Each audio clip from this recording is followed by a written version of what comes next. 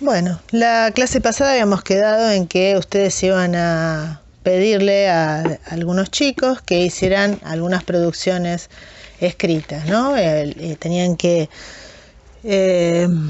pedirles que hagan una palabra, que escriban como puedan una palabra cuatrisílaba, trisílaba, bisílaba y monosílaba. De acuerdo a la capacidad que los chicos tengan o las representaciones que tengan respecto a cómo es que se escribe una palabra, los chicos van a hacer, coherente con esa idea, una producción escrita y van a argumentar acerca del por qué lo hicieron y cómo lo hicieron de acuerdo a esos criterios que ellos tienen. Bueno, haciendo este tipo de estudios, tanto Kaufman como Emilia Ferreiro investigaron y trabajaron con chicos y se dieron cuenta que los chicos no llegan sin ningún tipo de idea previa acerca de qué es el lenguaje escrito, sino que contrariamente a eso y a por ahí la concepción conductista, los chicos vienen tienen muchas ideas acerca de qué es un texto escrito, cómo se hace, ¿no? Esto de observar, de ver a la gente escribir, de ver cómo leen, de mirar carteles, de ver coincidencias entre determinadas letras que por ahí puedan reconocer y una marca o determinadas cosas. Bueno, ellos se van haciendo ideas acerca de lo que es el lenguaje escrito, ¿no? En general los nenes más chiquitos asocian primero mucho esto al dibujo, por eso una de las primeras detecciones que se hace es si los chicos diferencian dibujo de escritura, porque uno le dice escribí, no sé, una bicicleta y ellos hacen un dibujo que se parece a una bicicleta. Cuando empiezan a darse cuenta que escribir y dibujar son cosas diferentes, empiezan a hacer una especie de garabato que asemeja, o para ellos asemeja, ¿no?, la escritura de las personas que ve a su alrededor. Es cuando empiezan a diferenciar dibujo de escritura. Después pueden llegar a hacer alguna diferenciación entre letra y número, y entonces utilizan determinados elementos que para ellos son letras, que no necesariamente pueden no serlo, sí, pueden estar para otro lado, o parecer letras, pero no lo son.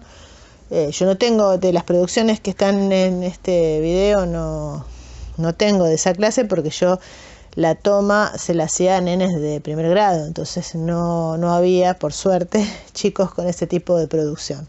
Pero puede ser chicos que, incluso cuando ya tienen alguna idea acerca de lo que son las letras, pueden llegar a ser letras que se parece a la E, pero tiene una pata más, o está mirando para el otro lado, ¿no? Que para ellos, o mezclar algún numerito que se parece a alguna letra en medio de la producción escrita. Ahora, ¿cómo saber si para él eso refleja lo que quiso escribir? Porque van poniendo el dedo abajo y van diciendo, acá dice tal cosa, y la toma como una letra. Entonces, quiere decir que para ellos eso es una letra y ahí dice algo. Entonces, dentro de las hipótesis que los chicos manejan, la primera hipótesis es la hipótesis del nombre, lo que se llama la hipótesis del nombre. Es decir, que lo que está escrito dice algo acerca de lo que está dibujado, de la imagen que aparece en ese texto. Es el nombre de esa cosa. Entonces, algo del nombre van a buscar alguna cosa que coincida, si es que saben alguna letra, o directamente van a decir, acá dice pato, si hay un dibujo de un pato, aunque haya muchas letras. Después empiezan a darse cuenta que en realidad hay una relación entre el objeto, o ellos creen que hay una relación entre el objeto y el nombre, ¿no? Entonces, esto viene de arrastre con respecto a lo que es la concepción acerca de el dibujo, ¿no? Donde ya hay una diferenciación entre dibujo y escritura, pero hay un residuo de la concepción del dibujo en la escritura. Entonces, por ejemplo, si escriben hormiga, tiene que tener poquitas letras, porque es chiquita la hormiga. Y si escriben elefante o tren, le van a poner muchas letras, porque es un objeto grande.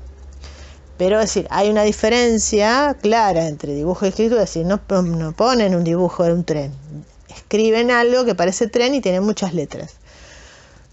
Pero todavía, es decir, nos damos cuenta que en la concepción acerca de ese objeto todavía hay una idea más ligada al dibujo.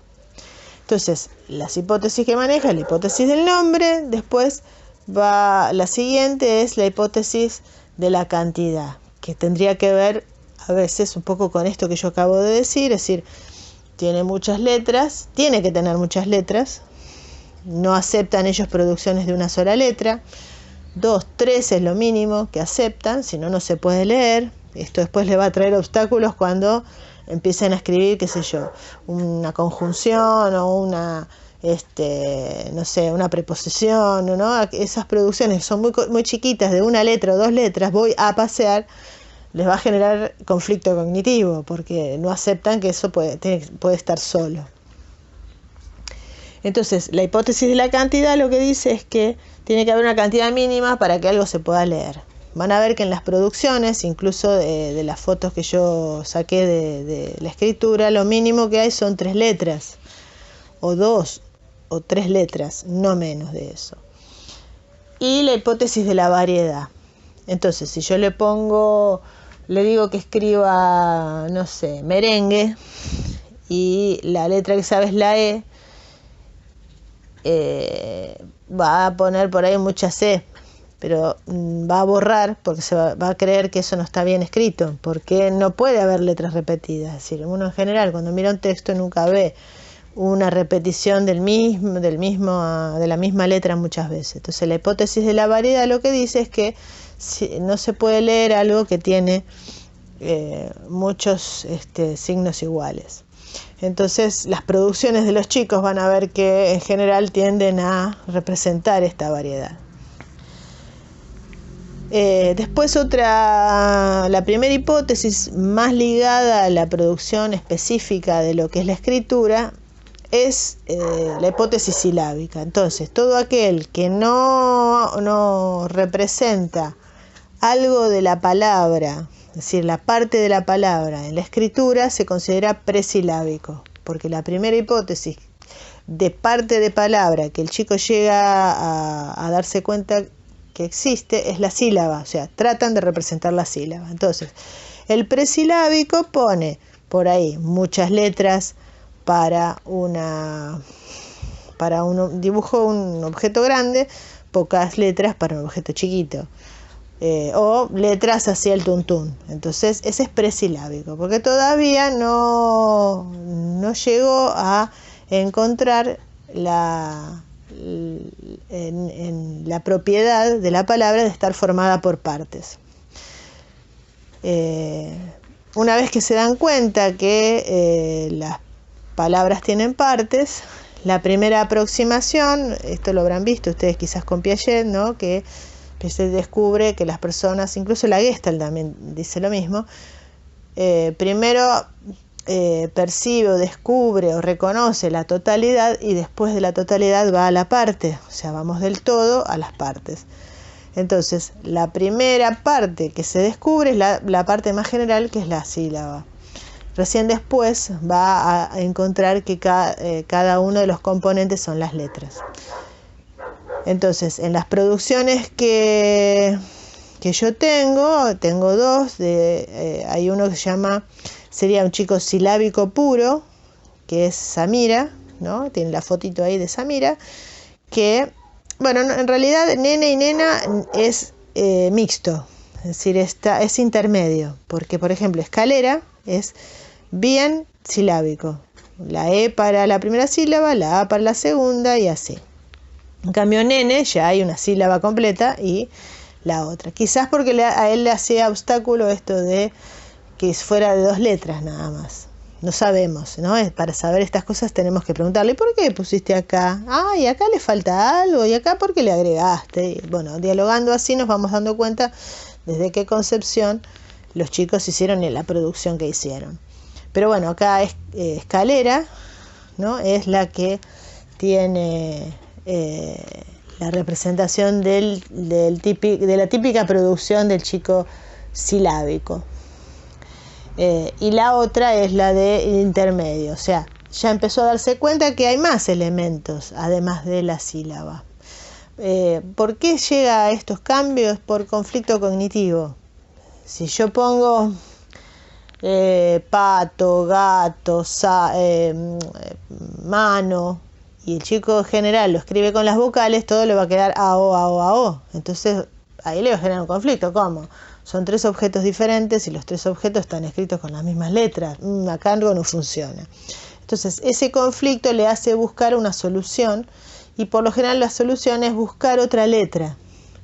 Entonces ahí pone a gato le hace la G, a pato le hace la P, y por ahí pone gao, pao, ¿no? Pero por lo menos ya hizo una diferenciación. Entonces ahí se empieza a dar cuenta que hay más componentes. Esos componentes permiten hacer la diferenciación entre una palabra y la otra. Entonces con estos conflictos cognitivos, bueno, en este caso el ejemplo que yo di sería un chico que sería intermedio, es decir, algunas sílabas las representa completas y otras no. La etapa siguiente sería el alfabético, es decir, el que representa para cada fonema su grafema. Entonces ya escribiría de manera completa toda la palabra.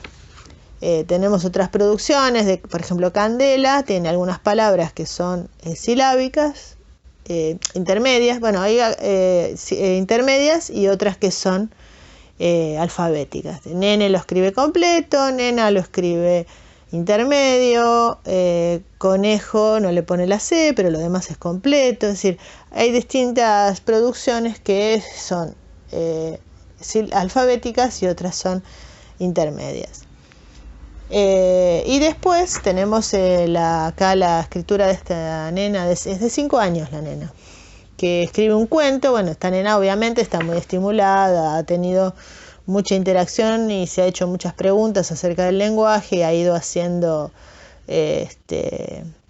modificaciones en lo que escribe. Bueno, tiene faltas de ortografía porque se guía por el sonido, entonces escribir ves, bueno, nos pasa a los grandes, ¿no? Con Z, con S, nos da lo mismo. Lo que suele pasar cuando el chico pasa a ser alfabético y escribe un texto largo es esto que yo decía antes, es decir, escribe los nexos, por ejemplo, los une a una u otra palabra. Entonces, por ejemplo, voy a, pone todo junto, salir, porque es más fácil percibir una acción, es decir, lo que sería un verbo o un sustantivo, como podría ser auto, ¿no? Como unidad y separarla del resto, es decir, no va a poner auto corre todo junto. Eso se da cuenta fácil, que una vez que es alfabético, que auto es una cosa y que corre es otra cosa. Pero los nexos son difíciles, porque es como que no existen, es decir, son uniones. Entonces pone voy a, todo junto, y salir aparte, ¿no? Estas cuestiones le generan, bueno, sucesivas acomodaciones hasta que se da cuenta que la palabra es siempre la misma, no puede agregársele una letra. Entonces, auto lo va a poner siempre igual, corre lo va a poner siempre igual, y si hay algún nexo en el medio, bueno, lo va a escribir de acuerdo a la cantidad de letras que puede identificar que esa palabra tiene. En general, cuando, bueno, esto lo trabajarán en lengua, cuando nosotros trabajamos con producciones de los chicos buscando justamente el conflicto cognitivo, lo que hacemos es generarle el conflicto. Entonces, si nosotros trabajamos con palabras, ¿no? Con un chico que es totalmente silábico y queremos que pase la fase siguiente, intencionalmente traemos un cuento o algo donde tenga muchas palabras que él las vaya a escribir con la misma letra. Entonces traemos un cuento del gato que hablaba con el pato y que el pato le da una mano. Entonces, cuando él tiene que escribir todo esto y le queda repetido, le decimos, uy, mira, si no se da cuenta, mira, ¿viste? ¿Por qué escribiste acá? ¿Qué dice? ¿Gato o pato? Ah, porque es igual a esta otra. Y así, con esas preguntas, les vamos generando el conflicto cognitivo.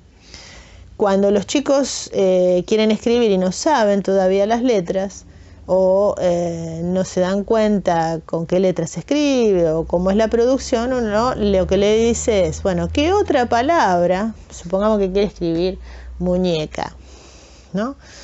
Y escribió mu porque, bueno, es más fácil, porque ya la M la conoce, pone mu, y el ñe no sabe. Bueno, a ver, otra palabra que sea como que suene parecido. Entonces nosotros se la escribimos, esa palabra, ¿no? Ñoqui, por ejemplo. Bueno, a ver, ¿qué parte de ñoqui te sirve para muñeca? Suena igual. A ver, decime. Entonces va buscando, bueno, entonces la copia. Entonces a través de esta búsqueda, ¿no? Porque si nosotros le decimos es esta, el chico la copia, pero no llega a ser la conceptualización de la letra y de la identificación, es decir, todo un proceso cognitivo, darse cuenta cuál es, dónde está, diferenciarla de las otras, mucho más trabajo cognitivo y mucho más rico que haga eso, que directamente, claro, es más rápido, ¿no? Pero es mucho más trabajo cognitivo, que identifique la letra, que se dé cuenta de cuál de todas es, que la elija, que la ponga, que vea, bueno, cómo dice y cómo se leerá, ¿no? Que directamente copiar la letra que nosotros le podemos haber hecho en el papel. Por eso en general se trabaja siempre a través de la reflexión y del razonamiento del propio chico, de las propias producciones que ellos pueden hacer, porque a ver, que busque una palabra que suene igual es un trabajo cognitivo de selección y de razonamiento. Bueno, nosotros se la escribimos. Después de esa escritura, él tiene que volver a deducir cuál es el elemento que necesita. Bueno, todas estas acciones le permiten ir haciendo avances en cuanto al conocimiento acerca de la lengua escrita. Entonces, digamos, una vez que el chico es alfabético, tiene que resolver todavía las cuestiones de diferenciación entre las palabras, cómo funcionan los nexos, cómo funcionan las proposiciones, todos estos pequeños elementos de unión que hay en el texto, las cuestiones de ortografía, ¿no? Que a veces no se resuelven en toda la vida, pero bueno, si quiere escribir bien, se va a hacer preguntas. Van a ver que los chicos, quizás no en jardín, ¿no? Esto se ve más en primaria, empiezan a darse cuenta que hay más de una letra que tiene un sonido parecido, como la B, por ejemplo, ¿no? O la S. Nosotros, bueno, sobre todo los replatenses, que para todo le ponemos S, hay más de un sonido, o sea, más de una letra que representa la S, ¿no? Zorro, sapo, todo lo decimos igual. Entonces se van a ir dando cuenta, y entonces cuando se den cuenta que hay más de una opción, va a empezar a preguntar, ¿va con B corta o B larga? Probablemente no en jardín, salvo, bueno, la nena esta que vimos del cuento, probablemente ya sí haga ese tipo de preguntas. No sé si se llega a ver en el video que hay letras que están tachadas. Evidentemente ahí, o preguntó, bueno, hay una B larga que está agregada arriba, en Gustava.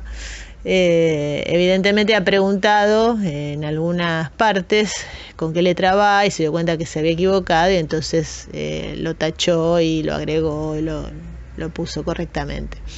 Esto es lo que haría un chico, ¿no? Que está interesado y que está curioso acerca de la lengua escrita. Bueno, estas son las etapas que trabaja Emilia Ferreiro, y en general la alfabetización, tanto en el diseño curricular de inicial como el de primaria, trabaja con esta teoría. Y todas las producciones didácticas están alrededor o fundamentadas con esta teoría, por eso es que la vemos. Así que bueno, la semana que viene lean el texto, y con las producciones que ustedes hayan tomado de los chicos vamos a tratar de ver en qué etapa están, cómo trabajaríamos con ellos si fueran nuestros alumnos en la sala, en fin. Pero más que nada identificar cuál es la etapa si la hipótesis que genera esa producción, y cómo trabajaríamos con ellos si estas producciones fueran de un día de clase. Y además, bueno, ¿cuál sería la diferencia si tuviéramos una concepción conductista? Bueno, cualquier consulta, anótensela y la charlamos la clase que viene.